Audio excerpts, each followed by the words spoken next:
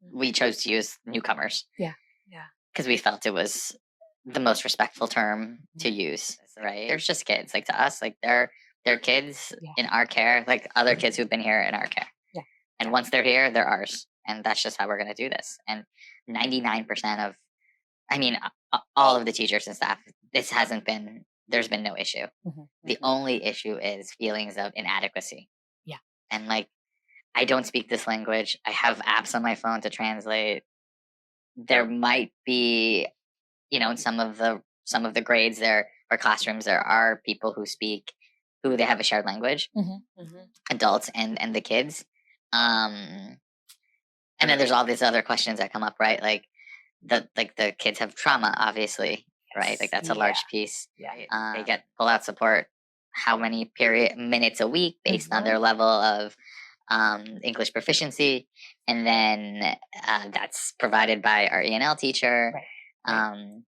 And then the rest is in the classroom. But then you're talking about, what are our priorities? Is it having the kids feel safe and welcome and warm and loved first, and then academics, or can you do both at the same time? Like these are big questions that we've been grappling with, and we don't know what the answers are. And it's a moving landscape because, Sarah, some of our families have just not shown up anymore, and we're trying to look for them, and we can't find them.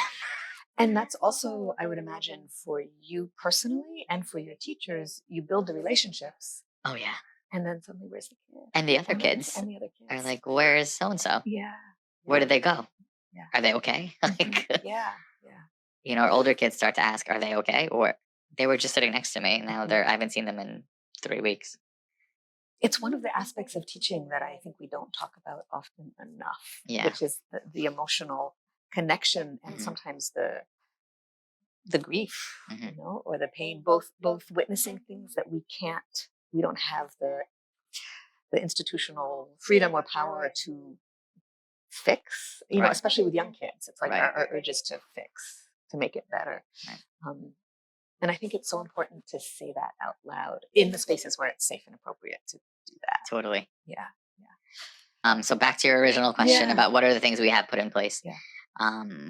So which first level was just having their basic needs met, making sure the families are in touch with what services we can provide, right? And then services that outside organizations can provide. Yeah. And then setting them up with connecting them with those social service agencies. And then, food, that's all here, like lunch, breakfast, snack, like that's all taken care of. We have all that. And then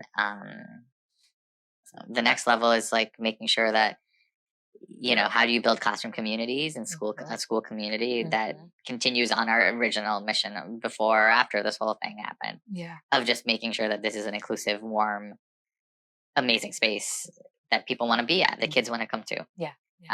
But that's a daily thing. That's always been something that we've been working towards.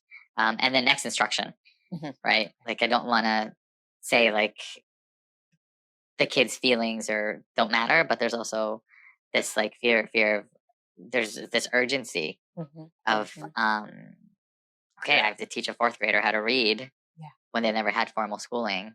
Yeah. Because they're only here, even if they're here for 2 years, the teachers have a real moral dilemma with, I have to get this kid to read before they go to middle school. Completely. Like that's my job. I think reading is a human right. That's a really important way to put it. Right. Every teacher that I've ever worked with has that feeling of like, here's this human being, right? And I want to connect with them as a human being. And also, this is my job is teaching. That's why I'm doing this, right? And can I do both? And knowing that in our newcomer situation, literacy is something they're going to need to survive in this world. What is so moving to me is we don't have to talk about the first steps because you're doing them already. Okay, that feels good to hear. You're doing everything that would be the first things I would ask you about. Okay. Which are like food and shelter, and clothing, and then questions of community. And one thing, you probably know this, but I just want to make sure that we say it out loud. If we think about learning and specifically about language learning, and this is one of the things I'm going to say to teachers also, there's so much research that shows us that when we are anxious, we literally can't learn. Okay. So all the work that you're doing to build community is also work, and to build safety is also work that you're doing for learning. Okay. Oh, that's good. Thank you for telling me. Those are the same. Those are the same. And there's really clear neurological research. Our brains shut down when we're anxious. I mean, this makes sense. I think we can, but it's there. The science is there. Yeah. So part of that dilemma of like, can I do both? The answer is not only yes, but we have to do both. Right. Does that? Okay. And it's true for all learning, but language learning language learning, a lot of language learning has to do with it's building new neural pathways. Okay. It's kind of like learning how to ride a bike, right? It's because what you want to build is automaticity. And the way that happens is through engaged repetition. And the way those pathways are built, those pathways basically get shut down when we're anxious. And as you said, many children who are new arrivals are arriving with trauma that we probably can't even imagine. Sarah, they're just kids. That's the worst part. They're just kids. People, And there's this innocence often. Yeah. But, okay, sorry. Well, and just in terms of supporting teachers, you're right. The space that I'm hearing in you for supporting the emotional side of the work that we do as teachers is also fundamental. Right. And of course, it's fundamental as human beings. But just to share with you, and I'm going to share this with teachers too, language learning works via interaction. That's how our brains are wired to learn language. Got it. And so one of the things we can offer teachers is the understanding that when they are interacting with children, that's building language learning. And there are ways to do that can be more skillful, and I can talk about that a little bit. I think that's what's really helpful. Yeah. Like you already just kind of blew my mind with telling me that two things. One, that creating a space where kids feel safe and warm, that is also more conducive to learning. Good, right? Yeah. And then the other thing is that language learning is interaction based. And so even though they don't speak the same language, or they're trying, the teachers with the kids, that still counts. It completely not just counts, that's the thing. That's how we do it. Yeah. You can look at how young children learn language. Right. And the same is true for older children. Right. It's what we're wired for is responsiveness. It's like person to person responsiveness. And that both builds safety, which allows the brain to do the work of learning. And that's how we connect a new language to meaning, which is the job. Right. If you think about a child who is surrounded by sounds they don't understand, that's where I have to take a breath, because that is so amazing to think about. Like, imagine being in this space and you just hear like blah, blah, blah sounds, right? And you don't understand any of it. What a teacher can do, one of the things a teacher can do is bring the child in to the space and give them experiences where they can connect English to meaning. And that can happen kind of in small moments, because part of a teacher has this amazing balancing act of, I have a room full of kids who I need to teach, and then I have lots of children with individual needs. Some of them are language learners, some of them have other individual needs. That's the work of being a teacher. And that can feel overwhelming. Right. And so I think one of the things that it's really one of the messages that like you can give teachers is that there are these small moments that can be really profound in terms of language learning. Okay. And we can talk a little bit about that now, if that would be helpful. But the underlying message that's there and important and possible is one. Just related to the question of anxiety, particularly for younger children, this is going to sound almost frivolous is the word, but games are your friend. Okay. And the reason I'm saying that to you is that I think teachers can feel like I have to do academics, which makes sense. And I shouldn't do something that's like fun, like games. And if they can feel the space to build some time for certain kinds of games into the learning space, it's really profound. And I think I have to give them freedom to do that. That's what I'm saying. That's why I wanted to say that to you. I think that's also part of it. It's exactly. Yeah. if it's helpful, let me tell you why, so that you have some, sure. right? So when we're talking language learning, again, the key is engaged repetition. Okay. And another key is notes. Yeah. Is that okay? Of course, of course. So tell me when you're ready. Because what that does is it builds the pathways. Like you have to do something more than once to create learning in the brain. And that's especially true for something like language learning, where what we want is automaticity. I just say it or write it, right? Without having to be like, wait, how do I say that? How do I write that? Okay. And drilling doesn't do that. It literally just, the pathways aren't as deep. And it also builds anxiety, which is going to shut down learning. Games are magic in the sense that you build in interaction and repetition, and there are ways to make games have a very specific language learning goal, or even like a very specific math learning goal. So you're working on math, you're working on the language of math, and you're doing that in the context of a game.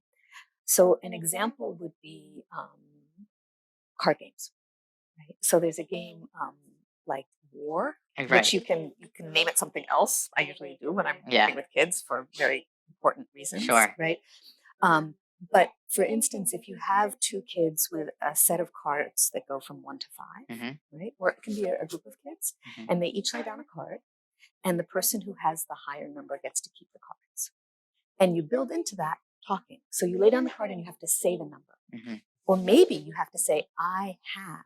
So you're teaching that phrase. So I say, I have 3, and you say, I have 4. And then maybe someone else has to say which one is bigger. Right. That's some beautiful language and some beautiful math language. Oh, 5 is bigger than 4. You keep the cards. Right. And you do that again and again. And you're learning number sense. And you can also do 2 cards, and you can do addition or subtraction, right? And you're learning incredibly powerful language that is language of math, language of group work, basic language like I have, numbers.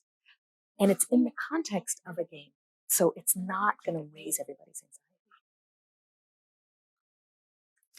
anxiety. So this, I can, separately from this conversation, we can talk through some specific other kinds of games, but I just want to talk about the why. Sure. No, that's wonderful. Again, it's something that teachers have to know that they are kind of allowed to do, if that makes sense. Okay. One of the, it can be really helpful for teachers. You described so beautifully that very painful feeling of, I have a child in my class and I can't even speak to them. How can I do my job? And so really concretely, there are some resources that teachers can have that they can use to connect with children. And I like to, in an ideal world, there would be like almost a little corner that would be a language learning corner or a game corner. Okay. And that would be a space where there'd be some resources, and that teachers would know that they can, for instance, if they're working on something with the rest of the class, there are resources for the language learners that are going to be engaging, rich, helpful, and a space for them to be in. Because otherwise what can happen through no fault of the teacher is that the child is sitting there and they just kind of tune out.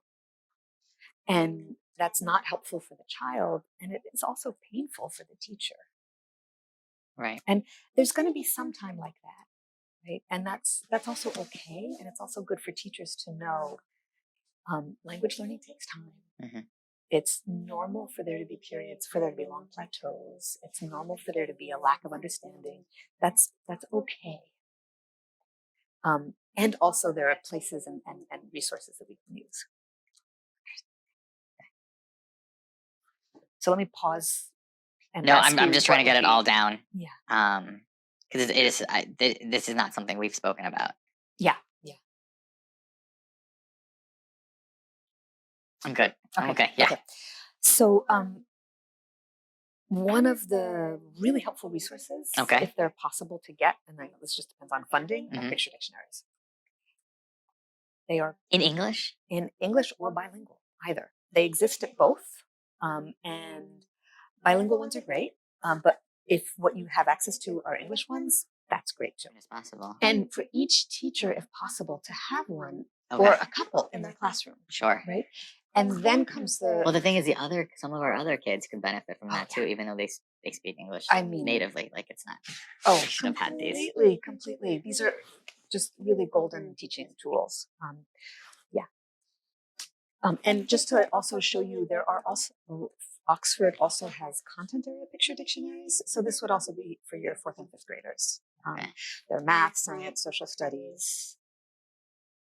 And the underlying idea here, so part of it you already said, which is separating content and language. So the ideas are age appropriate. And then what kinds of support do we need to build the language that goes with the ideas? Okay. Does that make sense? That one more time for me? About it? So for teachers to realize that a child who has minimal English is still a 9-year-old and is thinking like a 9-year-old and has interests like a 9-year-old. And it is possible then to find materials where, for instance, the images are age appropriate, but the language is more at a beginning level, or we support the language in all different ways. And this is what TESOL people are trained to do, but teachers who are not TESOL can learn how to kind of think in this way. So these materials are wonderful, but then the next step is how to actually use them. Right. So a first step that I would highly recommend is these books, some kind of set of picture dictionaries for every classroom where there are language learners. Right. And then, because for one thing, then the teacher has material that she or he can give the students to page through to look at. And then we can talk about also specific things that kids can be doing with these. Another set of tools that's really useful, and this is solo tech, are index cards. And like crayons or colored pencils, like age appropriate tools, because children can make their own language learning cards. And that process in and of itself is a stunning language learning process. And then they can do things with them. So it really depends upon the age and maybe also on what's happening in the classroom. But you could have one whole set of cards that are basic school objects: table, chair, desk, book. Those words are in a dictionary like this. There could also be school-wide resources where you get kind of vocabulary lists and translate them into the main languages that kids are going to be coming in with, that teachers would have access to. That's a great useful tool for teachers. And then they can help kids make their own set of language learning cards. And these are things that children can, depending upon their age and whether they're reading and writing, they can write the words in English and in their home language, or they can just have the images. It really depends on where that child is at. The act of physically writing and drawing, right? This is really helpful. And it's also something that a child can be doing, right, while the rest of the class is doing something else. And I'm sure you can imagine there could be number cards, there could be science cards, there could be feeling cards. There's all different sets that can be really powerful and really sets of cards. And then one other tool that's really helpful, again, it's kind of low tech, but super helpful, that you can buy sets of cards that are things like story cards, preposition cards, that have pictures of like someone standing on a table, someone under a table, someone next to a table, noun cards, verb cards. Sometimes those are used by people who are teaching reading. And then sometimes they're used for language learning. That's a great addition to a toolkit. Right, so you've got picture dictionaries, you've got things for children to make their own sets of cards, and you have already there cards.